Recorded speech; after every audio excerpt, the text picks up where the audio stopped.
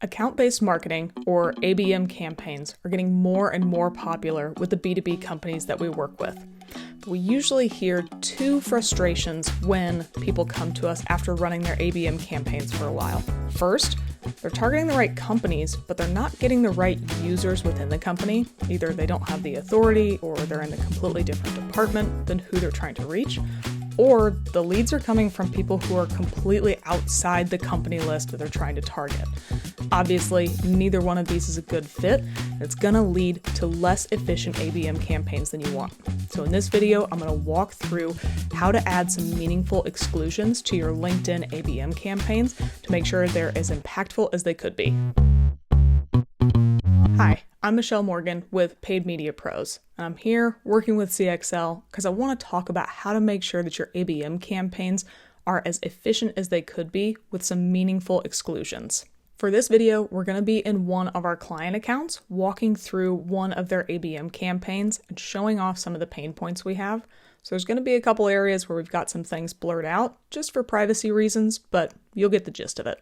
So here I'm on the main campaigns tab in LinkedIn, and I have this account filtered for just some of the campaigns I know are targeting specific company lists. So let's head into the edit function, and then we'll start talking about where those exclusions can live. So all the targeting for a LinkedIn campaign lives in the audience section. So we're going to skip over objective and head down to audience. Now the first thing I want to look at is going to be your location settings. As you can see here, the locations have either recent or permanent added into it. And that's a big issue for some folks. We're targeting the entire United States here, so we've got that set up. But one issue we see is with people being in the wrong location. So when you come up to location settings, we want to switch to permanent location. People who permanently live or work in a selected location, as opposed to people who have recently been in a selected location. Now this recent location visit might seem reasonable, but just think, this is over a 6-month window, much longer than I think most people realize. Let's say you live in New York and you took a family trip to London. Then anybody who's targeting anybody in Europe is going to be targeting you in their campaign, even though you went back to New York shortly after your trip was over.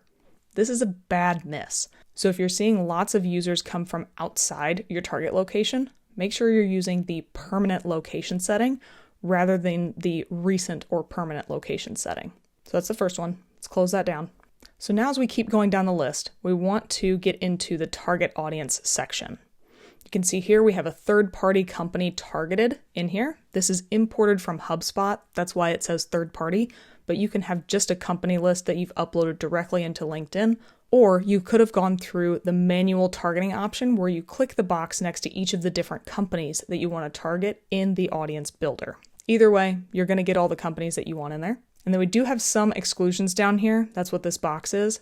We have this applied to every single LinkedIn account we start with, and it's excluding all of the competitor companies that we want to make sure don't see our ads across the LinkedIn network. So this is a hint as to what we're going to be doing, but always add your competitors as negatives. Doesn't matter if it's a company list or not. It's just good to not give away your marketing strategy to your competitors. But let's talk about the first pain point that I mentioned. Targeting users who work within the right companies, but simply don't have the authority or aren't in the right department for who we're trying to target. Now, whenever you have targeting applied to a LinkedIn campaign, you can head over here to the right-hand navigation, and I'll show you a segment breakdown. So based on the audience we're already targeting, you can see that for the job function, 54% of people work in the healthcare services function. So this is a healthcare client, that's a good fit. And then down below that, we've got operations, community and social services, research, and IT. All of those seem to be a pretty good fit. I'm not too worried about that. But let's check some other areas. With job seniority being one of the problems that we've had, I want to check that. And here's a big problem. 41% of the people in this company list are considered entry-level folks. And that makes sense because when you target a company on LinkedIn, you target everybody at the company, no matter what their role is, anything like that. It's all based on who works at that company. And job seniority tends to be one of the big issues. So to exclude different job seniorities, come in here to click the pencil. I'm going to scroll down past all of these competitors. We're going to go to audience attributes, job experience, job seniorities, And now I'm going to check the box next to the ones that don't make sense for this account. That just so happens to be unpaid, training, and entry. And you'll notice that the target audience size up in the upper right went from about 380,000 users to now it's down to 230,000 users. This is a really big cut in the audience size, but the audience is still quite large enough for LinkedIn, and it's now gotten a lot more meaningful because we've cut out, 150,000 users that just are a terrible fit for reaching out to us, and they're not going to have the seniority that we need to actually move forward with any sort of business relationship. Now that we've adjusted our target audience to focus only on the right seniority levels, now I want to make sure that we're focusing on the right functions. We already started off looking at functions a minute ago, but every time we make a change, the breakdowns are going to change. We still have 52% that's in healthcare services, 8% operations, biz dev, information technology, and research. Those are still fine, but many times I find that if I exclude people based on their job experience, I'll then start to bubble up some functions that don't make sense. If you want to exclude functions in addition to the different job seniorities, you can just come back in here, go to job experience, functions, and then start to exclude the ones that don't make sense. In this account, arts and design would not make sense, neither would education or engineering. So if you want to exclude additional functions, you can do that as well. For the most part, those are the ways that we take care of that first issue of targeting users at the right companies, but who aren't the right fit.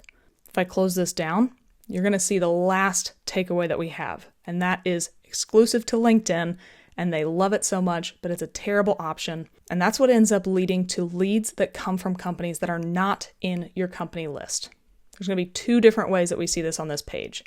First is this easy button right here that says include an audience predicted to perform actions similar to those in your company list. Many times people will read this and think, I love a predictive audience. Let's use some machine learning and let's find the right types of folks. But the problem is these are people that are outside your company list. LinkedIn is specifically going beyond your list to find this predictive audience. So this account is not using it. And that's a good thing since I'm running it. But if you do click on this to create a predictive audience, it's going to start reaching beyond your company list. The second is true for one of LinkedIn's default settings. And that's going to be this enable audience expansion down here. If we pull up the information piece, reach people who are similar to your target audience based on attributes like job titles, companies, or skills. Great. For many campaigns, that might be a good fit, even though it's usually not. But for this one, when we're trying to target a very specific list of companies and find the right qualified users within those companies, this is a categorical no from me. Always uncheck the audience expansion box. That way your campaigns will focus only on those users who are part of your company list for your ABM campaigns in LinkedIn.